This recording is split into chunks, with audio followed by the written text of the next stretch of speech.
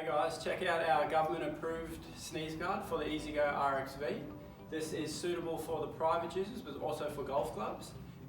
It's extremely easy to install. All it is two holes drilled through the roof with 2 bolts threaded into nutserts in the mounting brackets, as you can see in here. It's extremely practical. It allows a lot of space on either side for each user.